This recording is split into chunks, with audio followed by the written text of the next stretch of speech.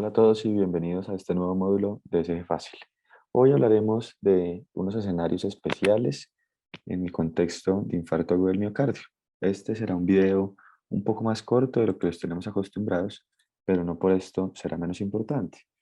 Empezaremos hablando de bloqueo de rama izquierda y elevación del segmento ST, y es importante decir que el bloqueo de rama izquierda como consecuencia de un infarto es usualmente secundario a un infarto anteroseptal o por un extenso compromiso del ventrículo izquierdo que se acompaña de necrosis del sistema de conducción. Es muy poco frecuente que el infarto agudo del miocardio inferior produzca bloqueo de rama izquierda. Siempre tendremos en cuenta el infarto anteroseptal. ¿Y por qué es importante entender el bloqueo de rama izquierda o conocer el bloqueo de rama izquierda en contexto de infarto agudo del miocardio?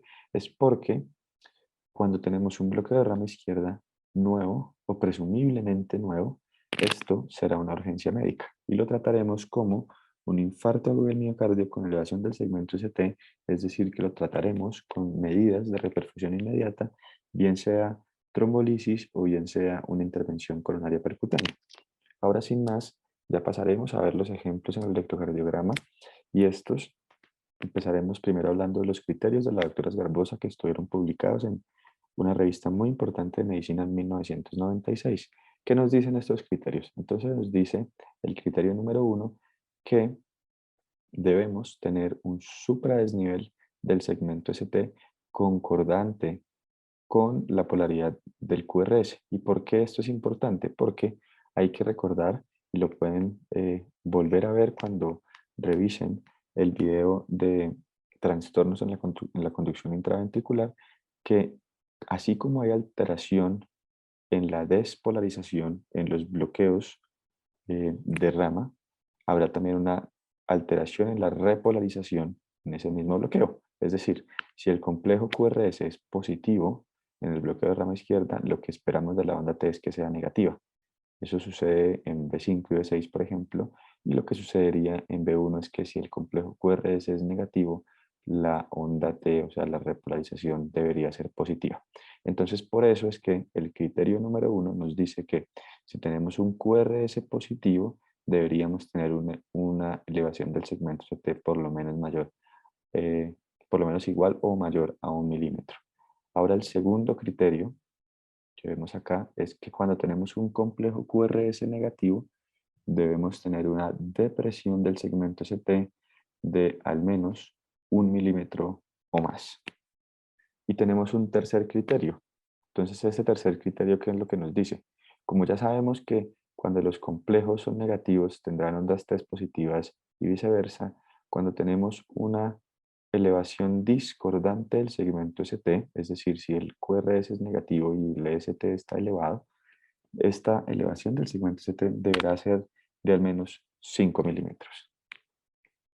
Y esto, así es como se ve lo que estábamos hablando ahorita. Entonces, el primer criterio, recordemos, es la elevación del segmento ST mayor a 1 milímetro y que sea concordante con el complejo QRS, y esto es en cualquier derivación que sea el QRS positivo.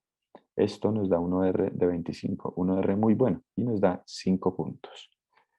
El segundo es la depresión del segmento CT que sea mayor a 1 milímetro, y esto aplica únicamente para las derivaciones B1, B2 y B3. Y el OR, si bien es menos fuerte que el del primer punto, es bastante bueno y esto nos da 3 puntos.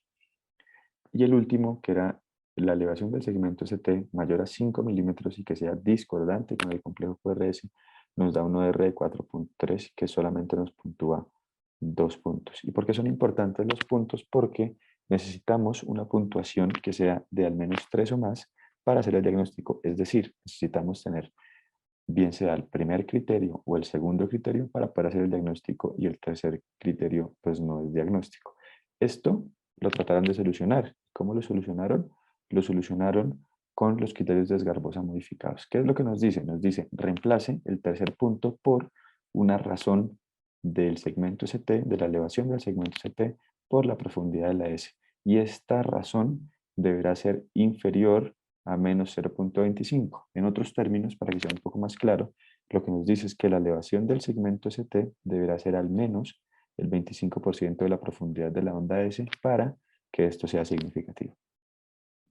Han aparecido nuevos criterios y este quizá es el último, que es un criterio que salió publicado en el 2020, que es los criterios de Barcelona. Los criterios de Barcelona lo que nos dice es que se considera positivo si alguno de estos siguientes que nombraremos está presente. Entonces, el primero y el segundo les van a parecer muy parecidos. El primero es muy conocido. El primero es una elevación del segmento CT que sea mayor a 1 milímetro y que sea concordante con el complejo QRS en cualquier derivación. Bastante parecido, ya habíamos visto. El segundo es que haya un infradesnivel del segmento CT que sea mayor o igual a 1 milímetro y que sea concordante con el complejo QRS. Y el tercero, que es el nuevo criterio, lo que nos dice es que deberá haber una desviación del segmento CT que sea mayor a 1 milímetro y que ésta sea discordante con la polaridad del QRS en cualquier derivación que tenga, ojo a esto, bien sea R o S menor a 6 de acuerdo a así predomina la polaridad positiva o la polaridad negativa. ¿Cómo se hace esto entonces? Ese tercer punto, lo que vemos acá en este primer ejemplo, que vemos es un D3, vemos este complejo QRS de un paciente con bloqueo de rama izquierda, vemos que el QRS es predominantemente negativo. Entonces lo que vamos a hacer es que vamos a ver la profundidad de la S y esta profundidad de la S la vamos a determinar, la vamos a medir y va a ser menor a 6. El siguiente punto será medir la elevación del segmento CT y si es mayor a 1, como es el caso, será significativo y será positivo este punto. Este segundo ejemplo, que es una ABR, nuevamente vemos la polaridad del complejo QRS y vemos que es un complejo QRS predominantemente negativo.